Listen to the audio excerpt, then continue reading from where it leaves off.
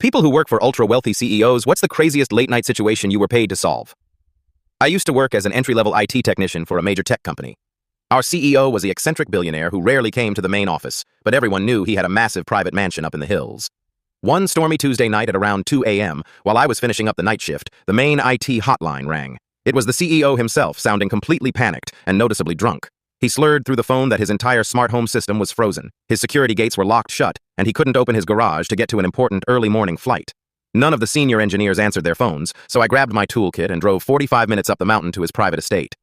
When I arrived, the giant electric front gate was half off its hinges, and his pristine multi-million-dollar sports car was sitting crooked on the lawn. I walked inside, expecting a total crisis.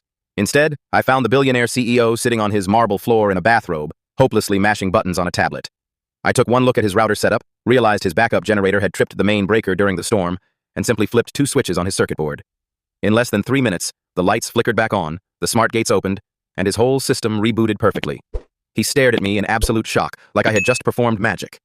He reached into his desk drawer, pulled out a stack of envelope cash, and handed me $10,000 on the spot. Before I could even protest, he patted my shoulder and whispered, "You never saw the sports car on the lawn, and we never had this conversation." I drove back to the office, clocked out, and paid off my entire college loan debt that weekend,